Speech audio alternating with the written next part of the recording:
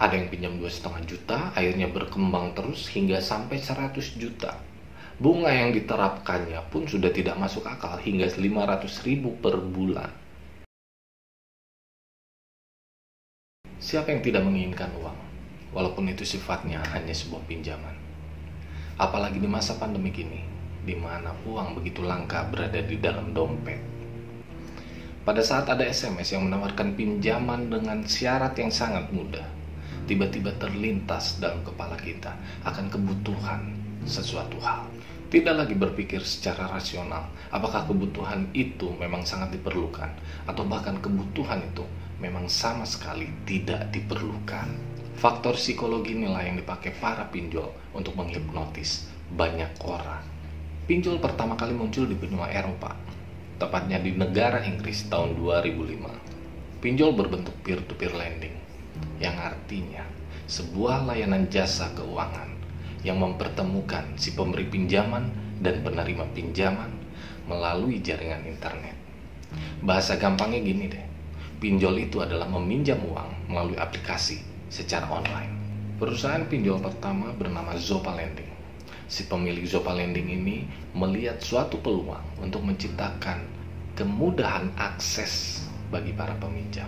Selanjutnya pinjol muncul di benua Amerika tahun 2006 dan berkembang dengan pesat hingga sampai Tiongkok di tahun 2011. Di Indonesia pinjol baru dikenal tahun 2015 dan di tahun yang sama pula didirikanlah AFI, Asosiasi Fintech Indonesia. Pinjol berkembang sangat cepat di 2 tahun terakhir ini, di masa-masa pandemi. Hingga saat ini sudah banyak pinjol yang terdaftar dan diawasi oleh OJK, Otoritas Jasa Keuangan. Dan salah satu pemicu tumbuhnya pinjol di Indonesia adalah dikarenakan penggunaan internet dan smartphone yang kian meningkat. Kenapa pinjol berkembang pesat di Indonesia? Dari dulu pengajuan kredit ke bank, prosesnya lama, syaratnya banyak, dan jarang disetujui. Sementara kebutuhan akan pinjaman sangat tinggi di masyarakat. Banyak orang yang memerlukan akses terhadap kredit, baik itu untuk konsumsi, dana tunai maupun untuk usaha. Menurut World Bank beberapa tahun lalu, hanya 17% orang Indonesia yang meminjam dari bank. Dan alasannya dikarenakan keterbatasannya dokumen, serta tidak memilikinya jaminan.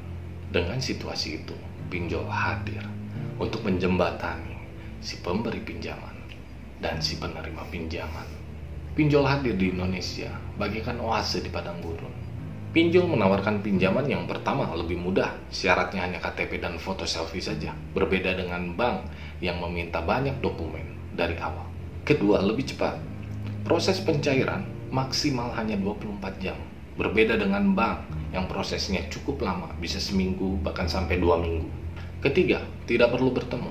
Kita dapat meminjam kepada pinjol dimanapun dan kapanpun. Berbeda dengan bank yang kita harus berangkat ke bank, pergi ke bank, mengajukan di sana tanpa diketahui disetujui atau tidak. Melihat sangat banyaknya calon nasabah pinjol di Indonesia, maka semakin menjamurlah perusahaan-perusahaan pinjol. Ya, seperti prinsip ekonomi yang latah. Semakin banyak orang yang menyukai produk tertentu, akan semakin banyak juga orang yang berbisnis di bidang tersebut.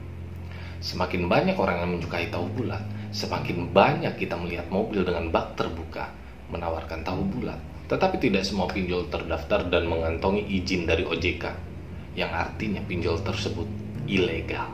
Pinjol ilegal ini tidak berbadan hukum, dan proses kerjanya tidak mengikuti prosedur yang dibuat oleh OJK, sehingga masih banyak orang yang menjadi korban.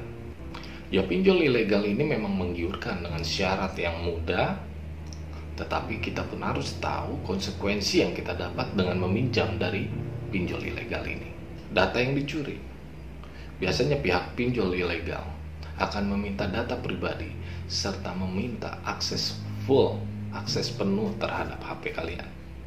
Berarti di situ dia memiliki akses terhadap phonebook, galeri, ada foto, ada video, dan berbagai macam data pribadi yang tersimpan dalam handphone berada dalam kuasaan si pinjol tersebut.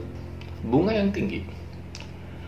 Hebatnya pinjol, dari awal dia menawarkan bunga yang rendah, tetapi seiring berjalannya waktu, seiring berjalannya pembayaran sesuai dengan tenornya, bunga itu akan bertambah semau dia, terserah dia, dan kita hanya bisa mengikuti. Jadi tidak akan aneh pada saat bunga pinjaman itu melebihi uang yang kita pinjam.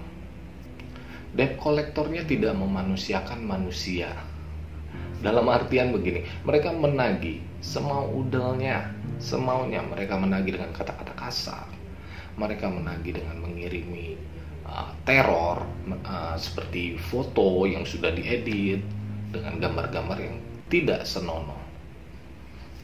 Dan juga mereka akan kirimkan itu kepada nomor-nomor phonebook yang ada di HP kalian. Bisa jadi itu teman kalian, keluarga kalian, atau siapapun yang ada di dalam phonebook tersebut, yang akan membuat kalian jadi malu.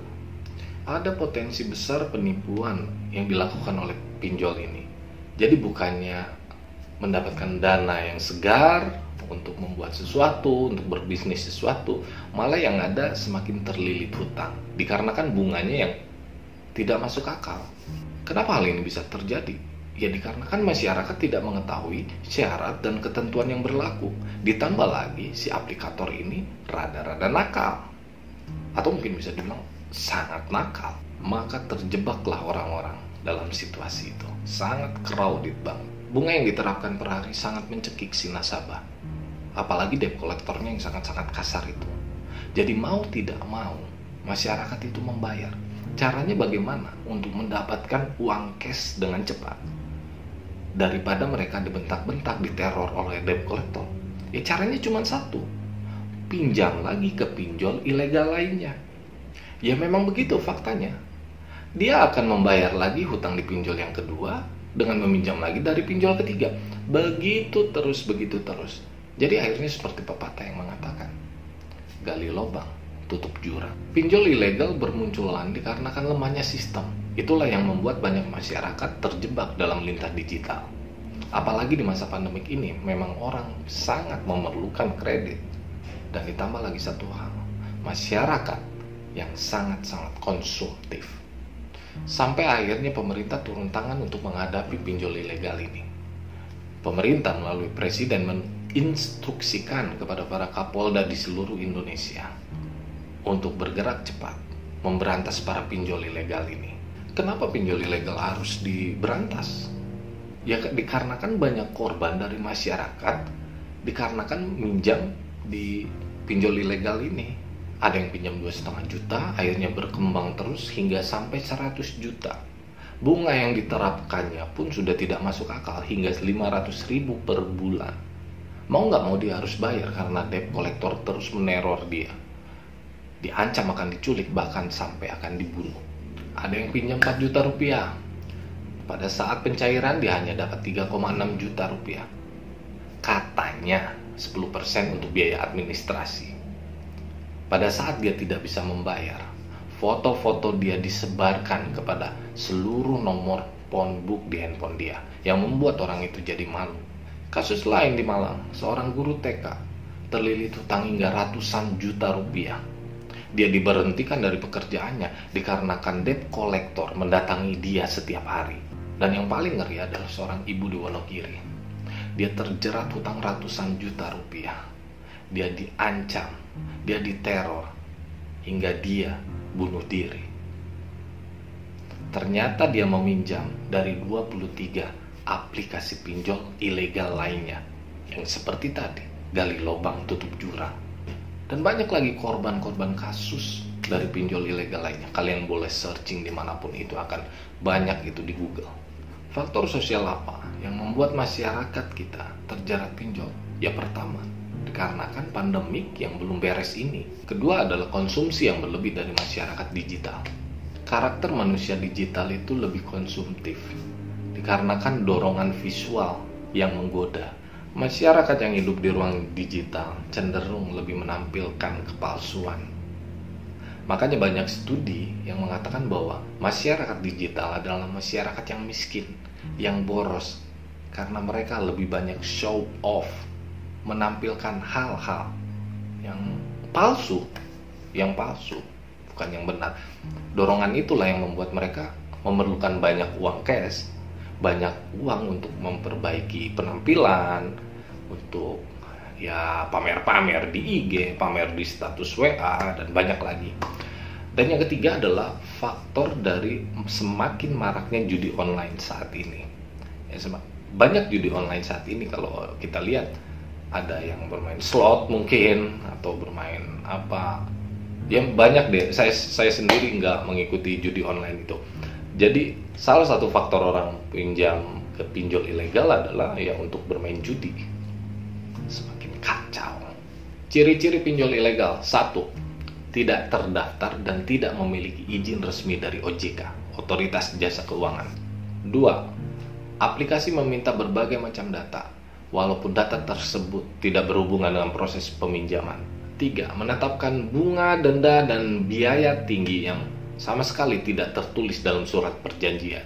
4. Menagih dengan kata-kata kasar, yang tadi tidak mau manusiakan manusia. 5. Lokasi kantor tidak jelas dan tidak ditulis dalam surat perjanjian. Dan terakhir 6.